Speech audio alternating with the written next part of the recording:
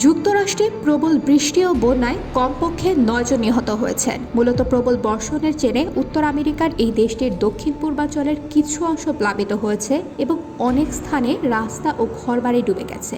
এছাড়া দুর্যোগপূর্ণ আবহাওয়ার জেরে প্রায় 4 লাখ মানুষ বিদ্যুৎবিহীন অবস্থায় রয়েছেন। সোমবার 17 ফেব্রুয়ারি এক প্রতিবেদনে এই তথ্য জানিয়েছে ব্রিটিশ সংবাদ মাধ্যম বিবিসি।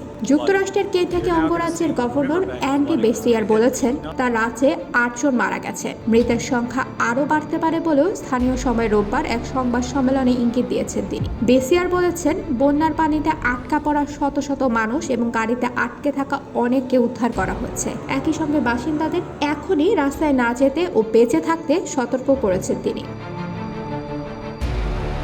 এছাড়া বৃষ্টি ও বন্যার কারণে নবম মৃত্যুর ঘটনাটি ঘটেছে জর্জিয়ায়, যেখানে উপচে পড়া গাছ একটি বাড়ির উপর ভেঙে পড়ার পর বিছানায় শুয়ে থাকা এক ব্যক্তি নিহত হন। অবশ্য Kentucky, Georgia, Alabama, Mississippi, Tennessee, Virginia, West Virginia এবং নর্থ ক্যারোলাইনা এই সপ্তাহান্তে ঝড় সম্পর্কিত বেশ কিছু সতর্কতার অধীনে ছিল। এই অঙ্গরাজ্যগুলোর প্রায় সবকটি গত বছরের সেপ্টেম্বরে হারিকেন হেলেনের কারণে বিপর্যয়কর ক্ষতির সম্মুখীন হয়েছিল।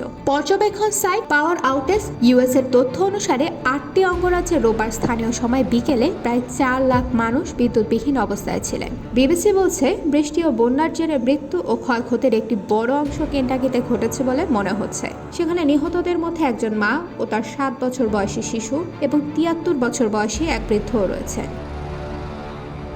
কেন্টাকির কিছু অংশে 6 ইঞ্চি পর্যন্ত বৃষ্টিপাত হয়েছে। জাতীয় আবহাওয়া পরিষেবার পরিসংখ্যান বলছে, এই বৃষ্টির ফলে ব্যাপক বন্যার সৃষ্টি হয়। এছাড়া বন্যার জেরে 300টিরও বেশি রাস্তা বন্ধ হয়ে গেছে বলে সোশ্যাল মিডিয়া প্ল্যাটফর্ম এক্সে জানিয়েছেন কেন্টাকি অঙ্গরাজ্যের গভর্নর অ্যান্ডি বেসিয়ার।